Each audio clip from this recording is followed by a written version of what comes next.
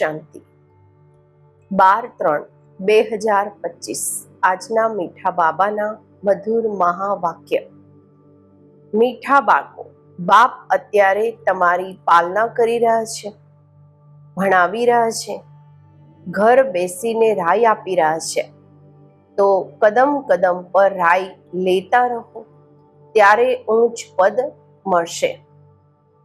પ્રશ્ન છે, સજાઓથી છૂટવાના માટે કયો પુરુષાર્થ ઘણા સમયનો જોઈએ? ઉત્તર છે, નષ્ટો મોહા બનવાનો. કોઈમાં પણ મમત્વ ન હોય. પોતાના દિલથી પૂછવાનું છે, અમારો કોઈમાં મોહ તો નથી ને? કોઈ પણ પૂરા જૂનો સંબંધ અંતમાં યાદ ન આવે. યોગ બળથી બધા હિસાબ કિતાબ ચૂકતું કરવાના છે, ત્યારે જ વગર સજાએ ઊંચ પદ મળશે. ઓમ શાંતિ. અત્યારે તમે કોના સન્મુખ બેઠા છો? બાપ દાદાના. બાપ પણ કહેવું પડે તો દાદા પણ કહેવું પડે. બાપ પણ આ દાદાના દ્વારા તમારી સામે બેઠા છે. બહાર તો તમે રહો છો, તો ત્યાં બાબાને યાદ કરવું પડે છે, ચિઠ્ઠી લખવી પડે છે. અહીંયા તમે સામે છો, વાતચીત કરો છો. કોની સાથે? બાપ દાદાની સાથે. આ છે ઊંચેથી ઊંચી બે ઓથોરિટી. બ્રહ્મા છે સાકાર અને શિવ છે નિરાકાર. અત્યારે તમે જાણો છો ઊંચેથી ઊંચી ઓથોરિટી બાપથી કેવી રીતે મળવાનું થાય છે. બેહદના બાપ, જેને પતિત પાવન કહીને બોલાવે છે. અત્યારે પ્રેક્ટિકલમાં તમે એમના સામે બેઠા છો. બાપ બાળકોની પાલના કરી રહ્યા છે, ભણાવી રહ્યા છે. ઘર બેઠા પણ બાળકોને રાય મળે છે કે ઘરમાં આવી રીતે ચાલો.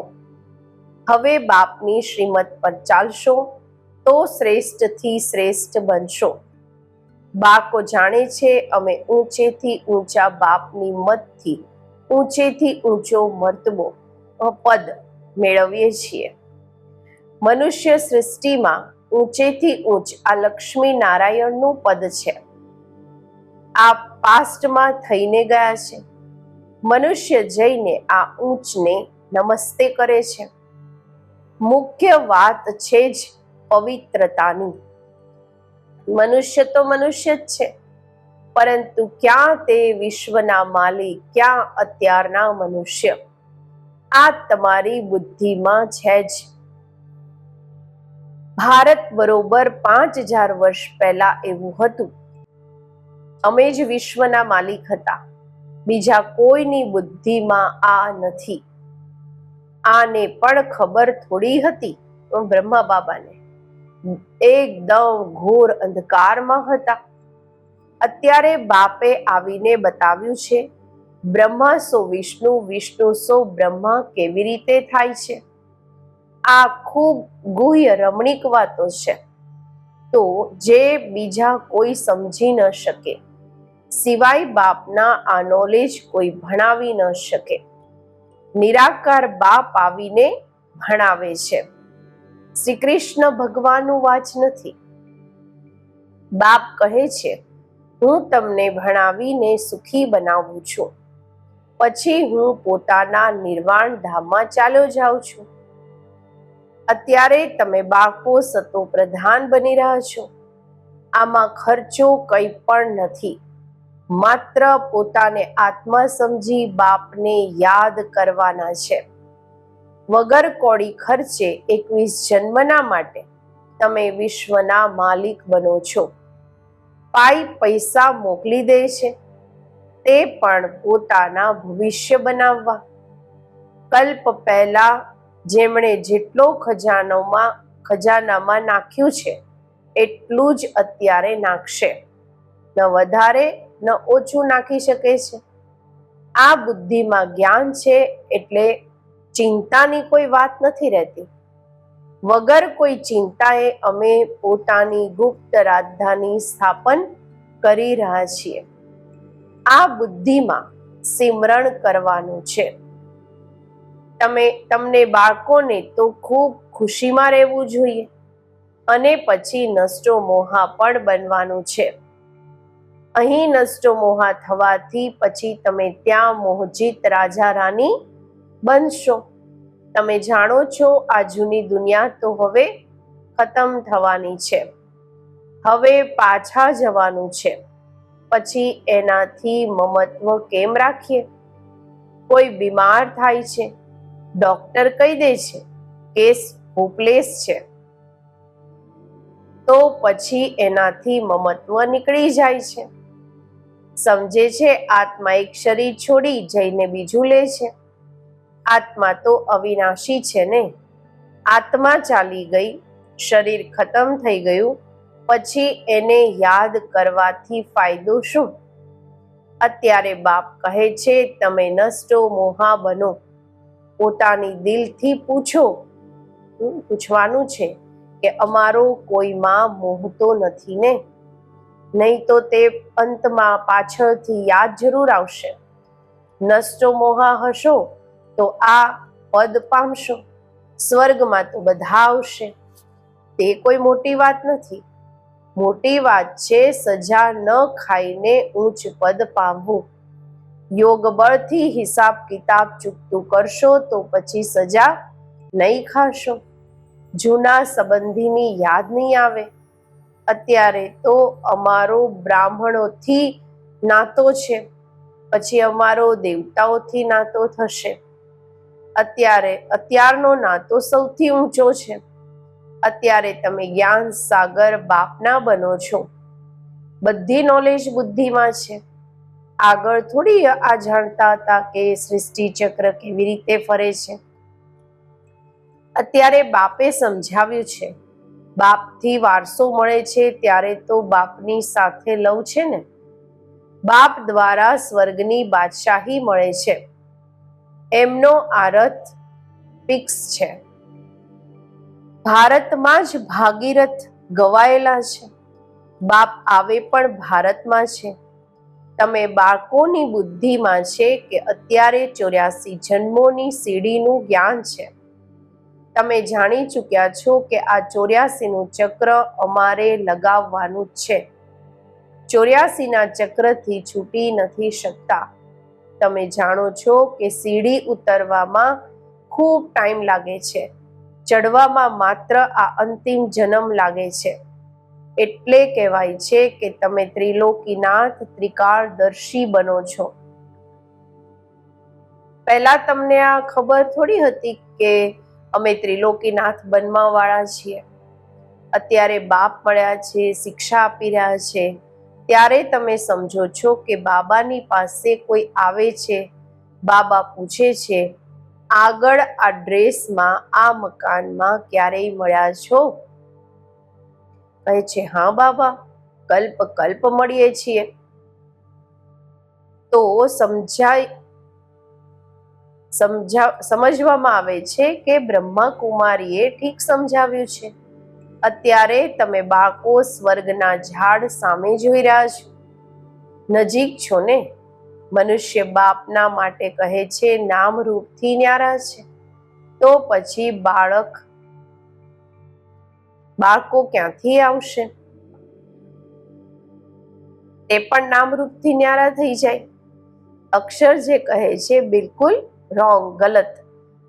બાબા કહે છે જેમણે કલ્પ પહેલા સમજ્યું હશે એમની જ બુદ્ધિમાં બેસશે. પ્રદર્શનીમાં જુઓ કેવા કેવા આવે છે. કોઈ તો સાંભળેલી જ વાતો પર લખી દે છે, જે વાતો અત્યાર સુધી સાંભળી છે કે આ બધી કલ્પના છે. તો સમજાય છે કે આ આપણા કુળના નથી. અનેક પ્રકારના મનુષ્ય છે. તમારી બુદ્ધિમાં બધું ઝાડ, ડ્રામા, 84નું ચક્ર આવી ગયું છે. અત્યારે પુરુષાર્થ કરવાનો છે, તે પણ ડ્રામા અનુસાર જ થાય છે. ડ્રામામાં નોંધ છે. એવું પણ નથી ડ્રામામાં પુરુષાર્થ કરવાનો હોય તો કરીશું, આ કહેવું પણ રોંગ છે. ડ્રામાને પૂરું નથી સમજ્યા એમને પછી નાસ્તિક કહેવામાં આવે છે. તે બાપથી પ્રીત રાખી ન શકે. ડ્રામાના રહસ્યને ઉલટું સમજવાથી નીચે પડી જાય છે. પછી સમજવામાં આવે છે કે આમની તકદીરમાં નથી. વિઘ્ન તો અનેક પ્રકારના આવશે, એની પરવાહ, એની ચિંતા નથી કરવાની. બાપ કહે છે, જે સારી વાતો તમને સંભળાવું છું તે સાંભળો. બાપને યાદ કરવાથી ખુશીમાં ખૂબ રહેશો. બુદ્ધિમાં છે હવે 84નું ચક્ર પૂરું થાય છે. હવે જવાનું છે પોતાના ઘરે. એવી પોતાના સાથે વાતો કરવાની છે. તમે પતિત તો જઈ નથી શકતા. પહેલા જરૂર સાજન જોઈએ, પછી જાન, બારાત. બાબા કહે છે ગવાયેલું પણ છે ભોલાનાથની બારાત, ભોલાનાથની જાન. બધાને નંબરવાર જવાનું તો છે.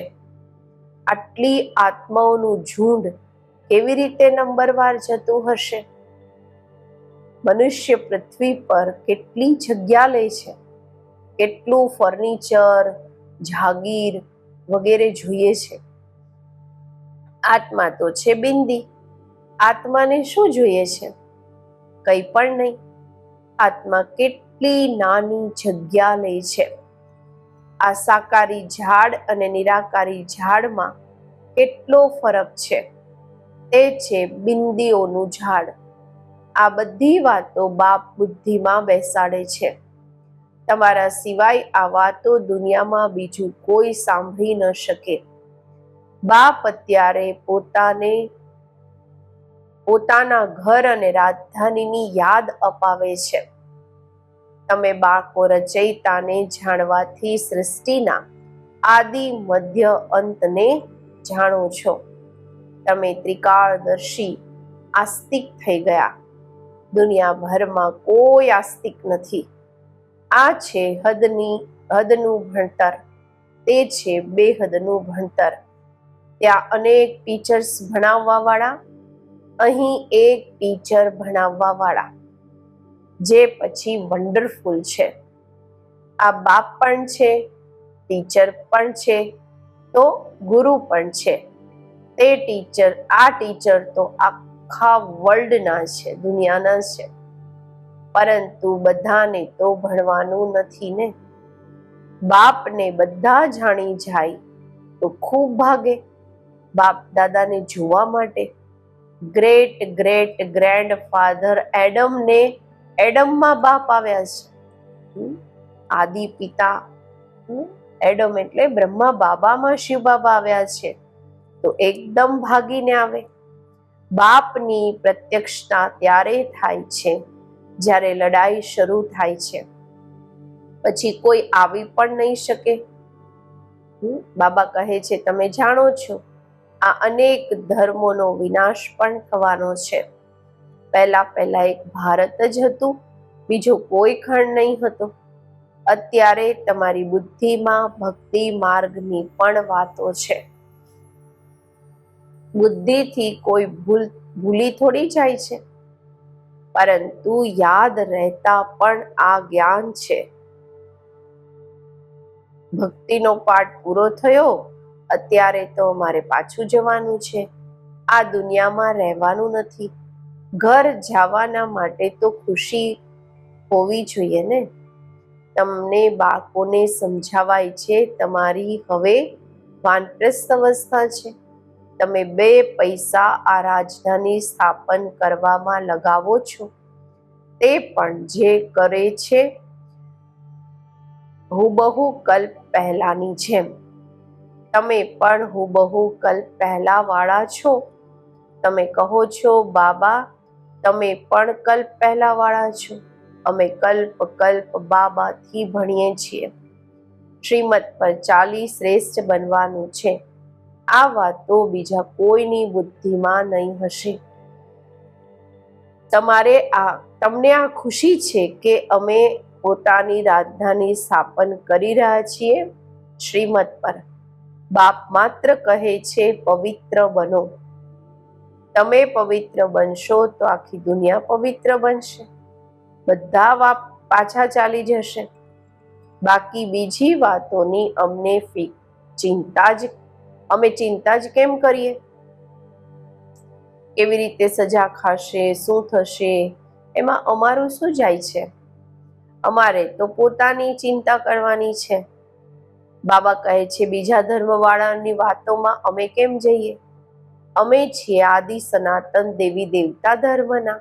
વાસ્તવમાં આનું નામ ભારત છે, પછી હિન્દુસ્તાન નામ રાખી દીધું છે. હિન્દુ ધર્મ કોઈ નથી. અમે લખીએ છીએ કે અમે દેવી દેવતા ધર્મના છીએ, તો પણ તેઓ હિન્દુ લખી દે છે, કારણ કે જાણતા જ નથી કે દેવી દેવતા ધર્મ ક્યારે હતો. કોઈ પણ સમજતા નથી. અત્યારે આટલા બીકે છે. આ તો ફેમિલી થઈ ગઈ ને, ઘર થઈ ગયું ને. બ્રહ્મા તો છે પ્રજાપિતા, બધાના ગ્રેટ ગ્રેટ ગ્રેન્ડફાધર. પહેલા તમે બ્રાહ્મણ બનો છો, પછી વર્ણોમાં આવો છો. તમારી આ કોલેજ અથવા યુનિવર્સિટી પણ છે, હોસ્પિટલ પણ છે. ગાવામાં આવે છે જ્ઞાન અંજન સતગુરુ દિયા અજ્ઞાન અંધેર વિનાશ. યોગ બળથી તમે એવર હેલ્ધી એવર વેલ્ધી બનો છો. યોગ કરવાથી સદા તંદુરસ્ત અને ધનવાન બનીએ છીએ. નેચર ક્યોર કરાતે હે ના. બાબા એ કહે છે કે જેવી રીતે નેચર ક્યોર કરાવે છે, અત્યારે તમારી આત્મા ક્યોર હેલ્ધી થવાથી પછી શરીર પણ ક્યોર થઈ જશે. આત્મા નિરોગી થશે તો શરીર પણ નિરોગી થઈ જશે. આ છે સ્પિરિચ્યુઅલ નેચર ક્યોર. અહીંયા આધ્યાત્મિક તંદુરસ્તી પ્રાપ્ત થાય છે. મનુષ્યને પવિત્ર બનાવવાની યુક્તિ લખવામાં કોઈ વાંધો નથી. આત્મા જ પતિત બને છે ત્યારે તો બોલાવે છે ને. આત્મા પહેલા સતોપ્રધાન પવિત્ર હતી, પછી અપવિત્ર બની છે, ફરી પવિત્ર કેવી રીતે બને? ભગવાન વાચ મન મના ભવ. મને યાદ કરો તો હું ગેરંટી કરું છું તમે પવિત્ર થઈ જશો. બાબા કેટલી યુક્તિ બતાવે છે. એવા બોર્ડ લગાવો, પરંતુ કોઈએ પણ એવા બોર્ડ લગાવ્યા નથી. ચિત્ર મુખ્ય રાખેલા હોય, અંદર કોઈ પણ આવે તો બોલો તમે આત્મા પરમધામમાં રહેવા વાળા છો. અહીં આ ઓર્ગન્સ મળ્યા છે પાઠ ભજવવા માટે. આ શરીર તો વિનાશી છે ને. બાપને યાદ કરો તો વિકર્મ વિનાશ થઈ જશે. અત્યારે તમારી આત્મા અપવિત્ર છે, પછી પવિત્ર બનો તો ઘરે ચાલી જશો. સમજાવવું તો ખૂબ સહજ છે. જે કલ્પ પહેલા વાળા હશે તે આવીને ફૂલ બનશે. આમાં ડરવાની તો કોઈ વાત નથી. તમે તો સારી વાતો લખો છો. તે ગુરુ લોકો પણ મંત્ર આપે છે ને. બાપ પણ મનના ભવનો મંત્ર આપી પછી રચયિતા અને રચનાના રહસ્યને સમજાવે છે. ગ્રહસ્થ વ્યવહારમાં રહેતા માત્ર બાપને યાદ કરો. બીજાને પણ પરિચય આપો. લાઇટ હાઉસ પણ બનો. તમે બાળકોને દેહી અભિમાની બનવાની ખૂબ મહેનત કરવાની છે. જેમ બાપ જાણે છે કે હું આત્માઓને ભણાવી રહ્યો છું, એવી રીતે તમે બાળકો પણ આત્માભિમાની બનવાની મહેનત કરો. મુખથી શિવ શિવ પણ કહેવાનું નથી. પોતાને આત્મા સમજી બાપને યાદ કરવાના છે, કારણ કે માથા પર પાપોનો બોજો ખૂબ છે. યાદથી જ તમે પાવન બનશો. કલ્પ પહેલા જેમણે જેટલો વારસો લીધો હશે તેટલો જ પોતે પોતાના સમય પર લેશે. અદલા બદલી તો કંઈ થઈ નથી શકતી. મુખ્ય વાત છે જ દેહી અભિમાની થઈ બાપને યાદ કરવા. તો પછી માયાનું થપ્પડ નહીં ખાશો.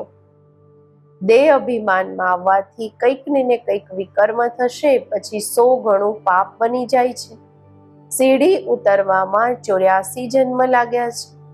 હવે પછી ચડતી કળા એક જ જન્મમાં થાય છે. બાબા આવ્યા છે તો લિફ્ટની પણ ઇન્વેન્શન નીકળી છે, શોધ થઈ છે. આગળ તો કમર ઉપર હાથ આપીને સીડી ચડતા હતા, અત્યારે સહજ લિફ્ટ નીકળી છે. આ પણ લિફ્ટ છે જે મુક્તિ અને જીવન મુક્તિમાં 1 સેકન્ડમાં જાય છે. જીવન બંધ સુધી આવવામાં 5000 વર્ષ અને 84 જન્મ લાગે છે. જીવન મુક્તિમાં જવામાં 1 જ જન્મ લાગે છે. એટલું સહજ છે. તમારામાં પણ જે પાછળથી આવશે તે પણ ઝટ ચડી જશે. સમજે છે કે ગુમાવેલી વસ્તુ બાપ આપવા આવ્યા છે, એમની મત પર જરૂર ચાલીશું. અચ્છા, મીઠા મીઠા સિકેલધા બાકો પ્રતિ માત પિતા બાપ દાદાના યાદ પ્યાર અને ગુડ મોર્નિંગ. રૂહાની બાપના રૂહાની બાકોને નમસ્તે. આપણે રૂહાની બાકોના રૂહાની બાપને નમસ્તે. ધારણા માટે મુખ્ય સાર. પહેલું છે, વગર કોઈ ચિંતાએ પોતાની ગુપ્ત રાજધાની શ્રીમત પર સ્થાપન કરવાની છે. વિઘ્નોની પરવાહ નથી કરવાની. બુદ્ધિમાં રહે, કલ્પ પહેલા જેમણે મદદ કરી છે તે અત્યારે પણ અવશ્ય કરશે. ચિંતાની વાત નથી. બીજું, હંમેશા ખુશી રહે કે અત્યારે અમારી વાનપ્રસ્થ અવસ્થા છે, અમે પાછા ઘરે જઈ રહ્યા છીએ. આત્માભિમાની બનવાની ખૂબ ગુપ્ત મહેનત કરવાની છે. કોઈ પણ વિકર્મ નથી કરવાના. આજનું વરદાન, કોઈ પણ વિકરાળ સમસ્યાને શીતળ બનાવવા વાળા સંપૂર્ણ નિશ્ચય બુદ્ધિ ભવ. જેમ બાપમાં નિશ્ચય છે તેમ પોતાનામાં અને જાબામાં પણ સંપૂર્ણ નિશ્ચય હોય. પોતાનામાં જો કોઈ કમજોરીનો સંકલ્પ ઉત્પન્ન થાય છે તો કમજોરીનો સંસ્કાર બની જાય છે. એટલે વ્યર્થ સંકલ્પરૂપી કમજોરીના જમ્સને પોતાની અંદર પ્રવેશવા નથી દેવાના. સાથે સાથે જે પણ ડ્રામાની સીન જુઓ છો, હલચલની સીનમાં પણ કલ્યાણનો અનુભવ થાય. વાતાવરણ હલાવા વાળું હોય, સમસ્યા વિકરાળ હોય, પરંતુ સદા નિશ્ચય બુદ્ધિ વિજયી બનો તો વિકરાળ સમસ્યા પણ શીતળ થઈ જશે. સ્લોગન છે, જેમનો બાપ અને સેવા સાથે પ્યાર છે એમને પરિવારનો પ્યાર સ્વત જ મળે છે. અવ્યક્ત ઇશારા છે, સત્યતા અને સભ્યતા રૂપી કલ્ચરને અપનાવો. જેમ પરમાત્મા એક છે, આ બધા ભિન્ન ભિન્ન ધર્મવાળાઓની માન્યતા છે. એવી રીતે યથાર્થ સત્ય જ્ઞાન એક જ બાપનું છે અથવા એક જ રસ્તો છે. આ અવાજ જ્યારે બુલંદ થાય ત્યારે આત્માઓના અનેક બાબા કહે છે કે તિનકાના જે સહારા છે તે તરફ ભટકવાનું બંધ થઈ જશે. અત્યારે આ સમજે છે કે આ પણ એક રસ્તો છે, સારો રસ્તો છે, પરંતુ અંતમાં પણ એક બાપનો એક જ પરિચય, એક જ રસ્તો છે. આ સત્યતાનો પરિચય કે આ સત્ય જ્ઞાનની શક્તિની લહેર ફેલાવો, ત્યારે પ્રત્યક્ષતાના ઝંડાની નીચે બધી આત્માઓ સહારો લઈ શકશે. ઓમ શાંતિ.